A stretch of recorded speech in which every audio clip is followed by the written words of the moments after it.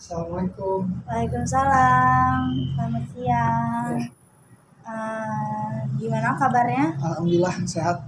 Oke, sebelumnya izin memperkenalkan diri dulu. Hmm. Perkenalkan, nama saya Novia Azahra, bisa dipanggil Novia.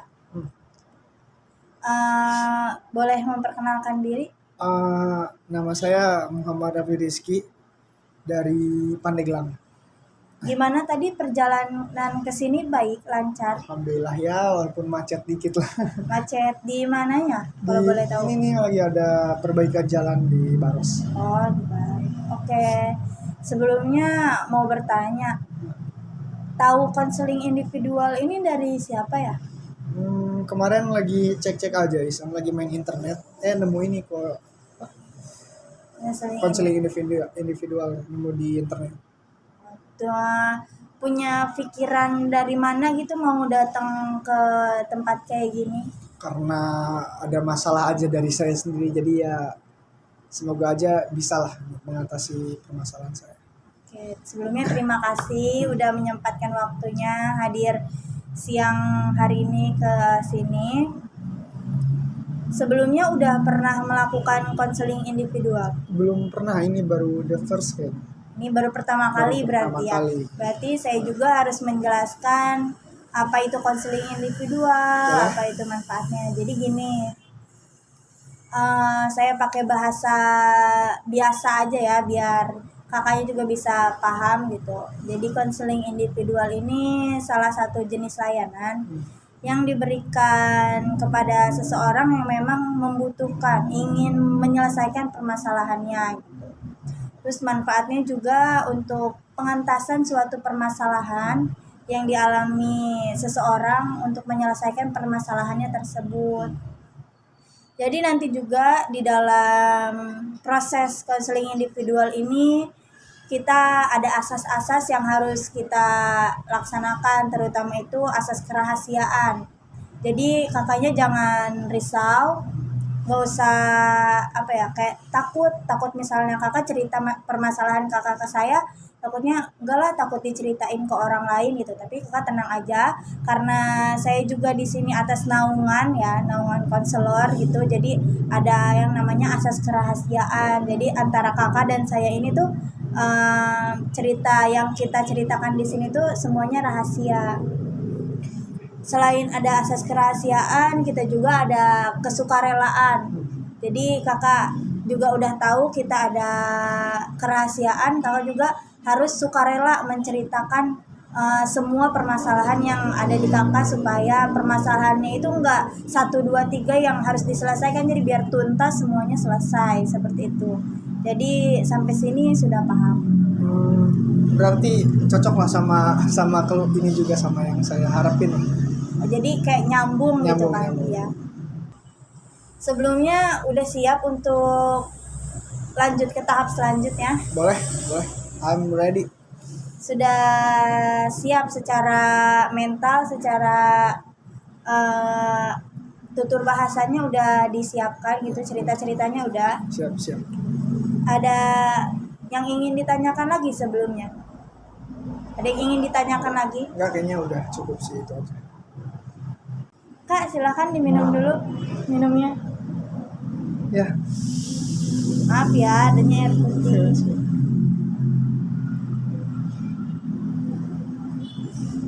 Alhamdulillah. Apa mau izin ke kamar mandi dulu biar proses konseling kita berjalan lancar, jadi nggak ada izin ke kamar mandi dulu gitu? Beres, udah aman. Oke, selesai. Oke, kita mulai ya. Sebelumnya saya sudah tahu juga alasan kakak datang ke sini kan hanya untuk mengentaskan permasalahan yang adik kakak alami. Kalau boleh saya tahu, topik dari permasalahan kakak itu apa sih? Sebenarnya cuman permasalahan susah aja ngelawan diri sendiri sih, itu aja sih. Kayak nggak tegas gitu ya sama diri sendiri. Mungkin bisa jadi seperti itu. Oke, kalau boleh tahu, sejak kapan kakak ngerasa kalau permasalahan ini itu mulai menghantui diri kakak sendiri?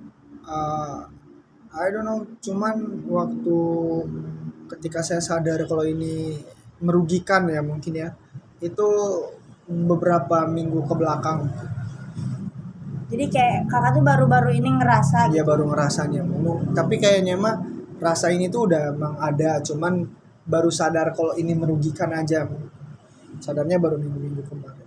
Oh berarti sadarnya baru minggu kemarin langsung nyari tempat-tempat kayak gini buat Ya, menyelesaikan exactly. permasalahan. Oh, oke. Kalau boleh tahu bisa tolong ceritakan permasalahannya memang titik awal dari permasalahan yang kakak alami ini. Jadi gini kak, I have friend gitu ya, banyak orang karena emang saya juga orangnya friendly banget gitu sama teman-teman saya. Tapi dari banyaknya teman ternyata malah ngebuat saya itu terlalu masuk lebih dalam ke pertemanan itu. Jadi alhasil saking banyaknya teman itu saya malah punya rasa empati dan simpati, tapi berlebihan, jadi lebih ke rasa nggak enakan. Karena yang selalu saya alami itu ketika adanya teman entah bantuan segala macem, ngajak main segala macem, saya selalu bilang oke gitu, yes aja selalu bilang. Karena dari rasa nggak enakan itu tumbuhnya gara-gara rasa empati dan simpatinya itu kak. Cuman ya karena berlebihan mungkin kata saya juga itu, jadi malah nggak rasa, jadi ada rasa nggak enakan gitu. Padahal dari saya sendiri misalkan dari waktu main sudah jam 12 malam misalkan ya lagi main, harusnya udah nggak main lagi, tapi karena ada temen yang ngajak main, ayo dong sini gini ini, harusnya kalau itu berguna bagi saya, lebih baik tidak mungkin ya, karena emang udah bukan waktunya lagi untuk seperti itu gitu kan, untuk main keluar malam. Cuman karena saya ada rasa nggak enakan itu tadi kak, jadi saya okein aja itu. Ternyata itu wah itu berat banget kak, itu rugi banget ke saya, dan menolaknya juga berat banget gitu. Saya nggak bisa negasin ke diri saya bahwa wih enggak bro gitu, sorry lain kali aja next time. Atau uh, ada teman saya yang lagi nggak pegang uang gitu ya, lagi money fulus gitu. Cuman saya juga lagi nggak pegang uang, tapi ada teman saya yang tolong dong gini gini gini gini, saya bakal kasih gitu tanpa pikir panjang banget itu. Nah pokoknya dari masalah-masalah itu kak yang ngebuat saya sadar kayaknya udah deh gitu tuh, cukup deh buat nggak rasa, buat menolak itu semua gitu tuh, buat rasa nggak enakan itu nggak berkelanjutan lebih parah. Tapi seiring berjalannya waktu saya sadar akan hal itu, tapi tetap nggak bisa gitu karena uh, saya selalu enggak udahlah, selalu kalah aja gitu melawan diri sendiri gitu, selalu kalah gitu. Sampai dimana banyak dari teman saya mungkin dari apa yang saya iakan itu malah menimbulkan rasa dari teman saya, itu malah rasa seenaknya gitu pak ke saya. Saya udah tahu itu tapi tetap iya iya aja gitu orangnya kak gitu. Oke, dari cerita yang telah kamu ceritakan tadi, saya udah bisa nangkep dari permasalahan kamu. Sebelumnya saya juga mau nanya lagi, ada nggak sih temen dekat kamu gitu, yang jadi tempat kamu cerita tentang permasalahan yang kamu alami sekarang? Masalah teman dekat kurang tahu ya, tapi emang saya orangnya belak-belakan sih mungkin. Dari beberapa teman saya juga tahu saya orangnya kayak gitu. Oh, jadi teman-teman sekitar kamu juga kayak sadar gitu kalau kamu tuh gak enakan gitu ke orang-orang Ya, lain, bahkan nah, ke teman-teman dekat mungkin kamu juga. dari dari tahunya mereka itu yang membuat mereka malah lebih ke arah Seenak. memanfaatkan, mungkin bahasanya kayak gitu Pak. Tapi ada nggak sih temen kamu gitu yang mungkin menyampaikan ke kamu kayak, woi lu tuh jangan kayak gini gitu? Ada nggak temen kamu? Ada mungkin beberapa, cuman ya karena he can check my life. Berarti emang ini tumbuh dari diri kamu sendiri yang membuat kamu tuh ketakutan akan mau keluar dari zona itu gitu. ada ketakutan tersendiri. Ya. Oke. Oke.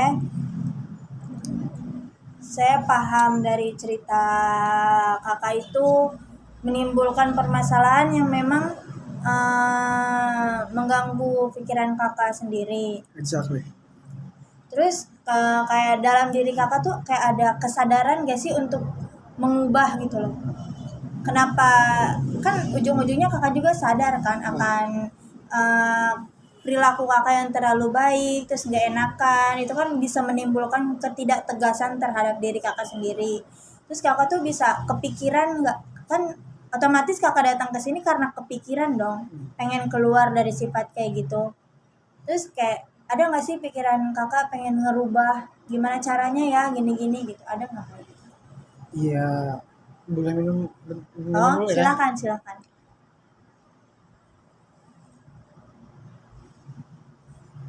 Eh, eh, berubah ya kayak untuk berubah ya pengen. Justru dengan kedatangannya saya di sini itu ada niat dari saya sendiri untuk merubah ini gitu, karena mau bagaimanapun mungkin ya positif dan negatifnya mungkin ada gitu ya. Positifnya saya eh, bisa welcome gitu sama teman-teman, dan mungkin dari kebaikan saya kan kebanyakan dari kebaikannya kan kalau kayak gitu ya kan, itu bisa menimbulkan dampak baik juga mungkin bagi saya. Cuman yang bikin gak enaknya itu berkelebihannya aja kan. Iya. Berlebihan. Karena ketika saya melakukan itu, sehabis rasa gak enakan itu terjadi, saya malah merasakan penyesalan. Itu yang saya rasa ini kayaknya nggak baik deh gitu. Mungkin bagi beberapa yang saya lakukan ada baiknya, cuman dari saya itu sebenarnya ada penolakan gitu. Cuman I cannot menolak itu semua gitu. Oke, karena memang dari diri kakaknya nggak bisa juga Ya, datang ke sini juga kan karena nggak bisa nemuin caranya untuk keluar dari zona itu. Di sini saya juga nggak bisa sepenuhnya menceramahkan ya, maksudnya kayak saya bisa ngasih solusi, tapi ini juga tergantung ke diri kakak sendiri, karena saya di sini hanya menampung cerita kakak dan memberikan masukan yang memang ini baik untuk diri kakak. Tapi saya juga kayak ada praktek buat kakak. Jadi kayak kakak itu, nah kalau dalam bahasa ilmunya itu namanya role playing. Ini tuh teknik yang ada di konseling individual juga.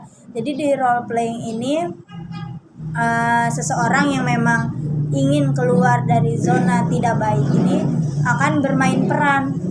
oh maksudnya kak? Jadi bermain peran di sini tuh contoh ya, kakak sebagai diri kakak sendiri, saya sebagai orang yang memang mengganggu pikiran kakak gitu, kayak kayak saya tuh orang yang nggak bisa kakak tolak. Contohnya saya minta tolong nih ke kakak, tapi pasti kan kakak jawabnya iya saya bisa bantu. Gimana caranya kakak ini bisa mempraktekkan sekarang masih di sini sama saya, kakak bisa mempraktekkan gimana caranya kakak ini bisa menolak dengan cara yang baik gitu. I know. Mungkin maksud Anda kita main actingan gitu ya? Iya, kalau itu bahasa Ya, bercandanya. ya. Kalau misalnya bahasa ini kayak bermain peran gitu. Jadi kayak bermain peran gitu kak. Iya seperti itu. Jadi kayak nanti kakak kayak menceritakan gue tuh kayak gini ke teman kakak. Jadi kayak teman-teman kakak tuh harus tahu keluhan kakak selama ini tuh kayak gimana. Jadi orang-orang di sekitar kakak yang selama ini seenaknya sama kehidupan kakak, jadi harus tahu kakak tuh, gue tuh nggak mau lagi nih kayak gini. Jadi lo tuh harus ngertiin kalau gue tuh harus keluar dari zona ini. Jadi selain kakak bisa mempraktekannya nanti kepada teman-teman kakak, jadi teman-teman kakak juga harus tahu bahwasanya kakak ini memang ingin keluar dari zona itu gitu. Jadi mereka juga bukan dari kakaknya aja yang bisa bekerja ingin keluar dari zona itu, tapi teman-teman kakaknya juga harus tahu kalau kakak tuh harus keluar dari zona ini. seperti itu. Kita bisa langsung praktekkan. Let's do it. Jadi anggap aja sekarang kakak sebagai diri kakak sendiri, saya sebagai teman kakak ya. Tapi saya berusaha untuk enggak gitu ya, maksudnya berusaha untuk Jangan dulu, saya pengen tahu dulu cara kakak yang memang mengikuti, mengiyakan. Oke. Saya sebagai teman kakak yang memang ingin minta bantuan kakak gitu. Oke. Ceritanya kita lagi main-main aja gitu ya, lagi main-main aja. Woi, udahlah main aja, masih sore nih. Aduh, Apaan gimana? sih lu balikan banget? Duh, suruh pulang. Alah, orang tua doang tinggal izin, bilang aja lu di rumah gua main. Aduh, gimana ya? Let's go. Oke, berarti itu keadaan yang memang kakak mengiyakan kemauan teman kakak. Contoh, kalau boleh saya tahu, contoh yang kakak iyakan itu seperti apa aja sih? Kan kalau yang tadi kakak ceritakan awal kan, yang memang main, tapi kakak nggak bisa nolak kalau diajak main gitu kan. Itu yang udah kita praktekkan juga tadi. Contoh yang lain tuh kayak gimana? Itu contoh yang lain ya. Ya. Contoh yang lain kayak mungkin peminjaman barang gitu, atau apa ya, saya juga agak lupa intinya. Ada. Jadi waktu itu ada pernah teman saya lagi di satu kampus yang sama teman saya itu. Ketika itu saya mau pulang, cuman teman saya mau pinjam motor kalau nggak salah untuk nganterin temannya lagi itu. Tapi dalam itu tuh posisinya saya udah emang harus pulang, emang urgent, emang mau pulang aja posisinya. Dan karena rasa gak enakan saya, alhasil saya iakan, dan saya jadi nunggu dia sampai kisaran malam kalau nggak salah. Sampai malam banget nunggu dia datang itu. Alhasil malah kayak gitu. Tapi di situ keadaannya memang kakak sendiri atau nunggunya banyak teman atau yang lain gitu? Iya, awalnya banyak, cuman karena ya berjalannya waktu kan, teman-teman pada pulang, ya saya nggak bisa pulang karena motor saya dipakai. Tapi ada gertakan gak sih dari kakak gitu untuk cepat minta kembalikan barang yang dipinjam oleh teman kakak itu? Ada, mungkin paling karena saya orangnya nggak enakan tadi, jadi saya cuman, wih di mana, aduh sayanya nggak bisa pulang nih, ayo buru ke sini, nggak nyampe marah-marah kayak gitu karena saya nggak enak. Posisinya kayak kalau saya marah kayak ih nggak enak gitu loh hati sayanya gitu. Jadi udahlah gitu aja lah. Iya kayak gitu aja. Oh, oke.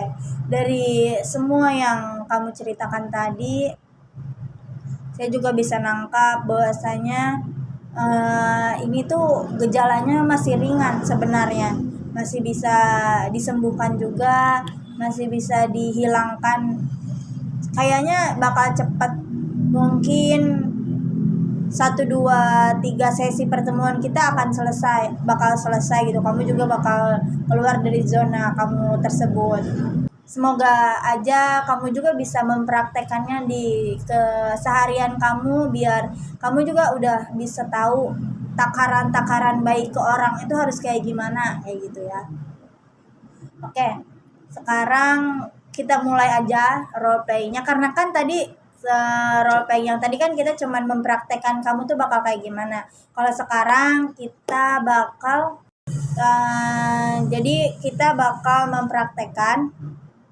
Jadi saya sebagai orang yang bakal memanfaatkan kamu, bahasa kasarnya saya akan menjadi orang yang memanfaatkan kamu, dan kamu akan menjadi diri kamu sendiri yang baru, bahasanya yang baru, yang kamu bisa menolak, yang kamu bisa tegas dari diri kamu sendiri pada diri kamu sendiri gitu. Paham sampai sini? Oke, sekarang kita mulai ya. Wait. I nyiapin dulu. Oke. Udah siap? Nah, let's go. Oke, mulai aja ya, langsung mulai aja ya. Maaf kalau misalnya ada kata-kata yang salah ya. Li, gue boleh minjem duit nggak sih 50.000 aja? Gue lagi nggak megang duit nih. Aduh, wah gue juga pas-pasan banget bro, adanya 50.000. Kayaknya enggak deh. Halo Pli, ya udah deh 20. Wih, 50.000 juga buat seminggu. Ya udah deh, lo kayak gitu banget, tumben lo kayak gitu nggak biasanya. Bukan gini bro, masalahnya ini mah hampura ini. Nanti kalau gua pinjemin yang ada, guanya kesusahan. Belinya enak, guanya kesusahan. Mungkin next time kalau gua lagi pegang lebih, gua pinjemin lah. Oke, cukup sampai sini aja ya prakteknya. Kalau misalnya itu yang kamu praktekkan nanti kepada teman kamu, ya memang kamu ada di posisi kayak gini, kamu yakin bakal mempraktekkan seperti itu? Kayaknya enggak sih, masih kasihan soalnya. Masih ada rasa kasihan Iya. dalam diri kamu Iya. gitu. Oke, kalau misalnya kayak gitu boleh saya kasih masukan? Of course. Oke, kalau misalnya mungkin tadi kamu bersikap kayak gitu, kamu masih kepikiran, kamu masih ngerasa nggak enak ya, karena memang kalau sepenglihatan saya yang kamu keluarkan tadi segmen statement kamu yang kamu keluarkan tadi itu memang rada frontal kalau menurut saya, karena kita kan posisinya kalau misalnya diri kamu kan yang memang orang-orang kenal ini terlalu baik, kamu nggak bisa tiba-tiba memunculkan diri kamu ini menjadi orang yang memang 180%-nya itu langsung berubah. Jadi nggak bisa, kita harus kayak bertahap, yang awalnya 180 kita jadi 150 dulu, baru mengurang, ya memang asing gitu buat mereka. Jadi kita nggak bisa mengubah pikiran orang tuh kayak langsung kok sini tiba-tiba berubah, kita nggak bisa kayak gitu. Jadi kayak harus perlahan-perlahan, kayak nolaknya itu misalnya ada yang minjem uang nih ke kamu misalnya 50.000, terus kamu kayak bohong dikit kan nggak apa-apa kan, demi kebaikan sendiri gitu. Kayak gue adanya cuman 10.000 nih misalnya, lu mau nggak 10.000? Kalau nggak mau ya udah nggak usah gitu. Kayak itu kan kayak tetap ngasih tapi kayak menolak dikit kan, walaupun kamu memang punya uang lebih dari 10.000, tapi kamu ya memang untuk mengurangi rasa nggak enak kamu kayak meminjamkannya kayak kurang dari 50.000 itu gitu. Terus kalau misalnya cara yang lain juga kayak boleh kamu pinjemin, boleh juga kamu tolak, tapi tolaknya dengan cara baik-baik kan. Kalau misalnya kamu tadi aduh gue nggak ada boy, gue buat seminggu ke depan gitu, bilang aja kayak ya memang nolaknya kayak aduh gue lagi nggak megang duit juga nih, maaf banget ya. Boleh langsung ditinggalin juga itu dengan cara baik-baik, kayak misalnya maaf ya gue buru-buru gini gitu. Itu kalau dalam proses peminjaman uang. Kita coba lagi dalam hal lain ya. Sekarang paham cara menolak dikit demi sedikit. Oke. Kalau misalnya tentang waktu, langsung praktek aja ya. Li, jam 2 siang ada waktu nggak? Kamu bakal jawab gimana? Ada gua waktu banyak. Oke, jam 2 nanti ke rumah gue ya, kita join bareng main. Aduh, cuman nggak ada motor gua. Kalau mau jemput sini, Alah, kan masih ada angkutan umum. jemput lah kalau mau ngajak. Iya, gimana sih? Kalau misalnya gue jemput tapi lu bensinin ya. Lu mah nggak mau modal ngajak mainnya, nggak asik ah. Skip. Oke, kalau itu cara penolakan kamu. Kamu yakin bakal bisa Yakin sih. praktekin itu? Yakin. Oke, kalau kamu yakin, saya juga nggak bisa memberikan statement lain. Tapi kalau misalnya kamu butuh statement lain dari saya akan kasih. Itu kan tadi penolakan kamu. Apakah kamu yakin bisa melakukan itu? Yakin gak yakin sih kayaknya. Tapi kayaknya yakin sih. Tapi I don't know.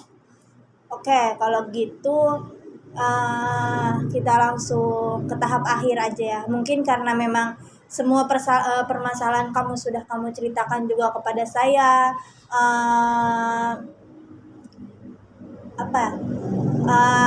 Bermain peran juga udah kamu tahu kayak gimana caranya, kayak gimana tahapannya, seperti itu. Kamu juga udah tahu tahapan yang bakal kamu lakuin. Saya mau bertanya dulu sebelumnya, kamu bisa nggak ngelakuin bermain peran tadi di kehidupan kamu yang asli? Kira-kira Bit by bit, kenapa? bit by bit, sedikit-sedikit. Sedikit demi sedikit. Kalau misalnya kayak saya kasih waktu seminggu, kamu bisa? Maybe. Seminggu kamu bisa.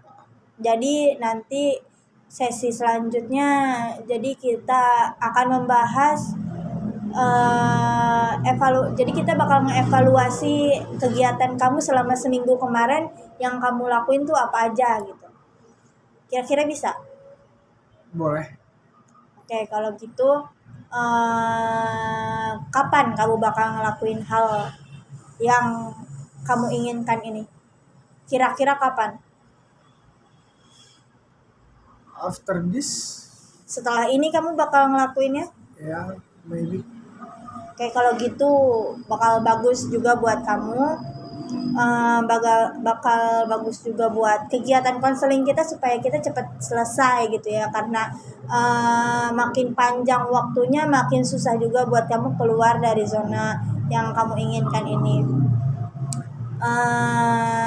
Karena sesi kita udah sampai akhir juga, karena pembahasan yang kita bahas hari ini juga kayaknya emang udah cukup. Evaluasi, jadi kesimpulan yang saya dapat ini, kamu ini memiliki ketakutan di diri kamu sendiri, ketakutan yang memang kamu ingin keluar dari zona itu, tapi kamu tidak tahu caranya dan tidak tahu bagaimana yang akan kamu lakukan gitu.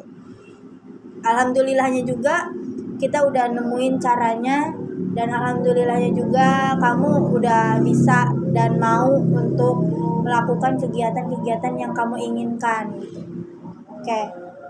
Kira-kira untuk pertemuan konseling individual ini di sesi kedua kita sepakati bisanya tanggal berapa ya? Mungkin kita nempatin jadwal yang memang kakak kosong, saya juga kosong gitu. Mungkin I can call you, nanti bisa dikabarin aja mungkin nanti. Gimana kira-kira? Kan kalau setelah perjanjian yang kita buat tadi, kakak akan melakukannya seminggu ke depan. Kan kalau sekarang hari Selasa, berarti kakak akan melakukan kegiatan itu kan sekarang juga. Berarti Selasa depan udah selesai dong. Maksudnya jarak waktu seminggu kan Selasa depan. Berarti kalau Selasa I have to do something, ada sesuatu yang harus dilakuin. Oke, kalau gimana? Oke, Rabu. Rabu. Jam berapa bisanya kira-kira? Samain aja kali waktunya. Mungkin habis duhur ya. Oke, habis duhur. Saya juga tapi harus ngelihat jadwal saya dulu. Mungkin takutnya saya ada jadwal sama klien yang lain. Jadi nanti kita udah sepakati nih hari Rabu setelah duhur. Tapi kita lihat nanti juga ya. Kita lihat nanti waktu nanti. Takutnya saya juga ada waktu lain, kakaknya juga ada bentrok sama kegiatan yang lain. Oke, sebelumnya terima kasih kepada Kak Rafli udah meluangkan waktunya untuk konseling individual hari ini. Semoga ke depannya proses yang kakak ambil ini berjalan dengan baik ya. Thank you juga Kak Novia, thank you for everything, thank you for motivation ya, mungkin dari apa yang diomongin Kak Novia ini bisa membantu saya lah. Saya juga semangat juga buat I can change my life. Oke. Terima kasih Kak Rapli. Sebelumnya kita akhiri aja kegiatan kita pada hari ini. Sebelumnya mohon maaf apabila ada kata-kata yang memang kurang enak didengar atau kurang enak diresapi gitu ya, gak enak di hati. Saya tutup aja ya pertemuan kita hari ini. Ya. Oke, assalamualaikum warahmatullahi wabarakatuh. Waalaikumsalam. Terima kasih.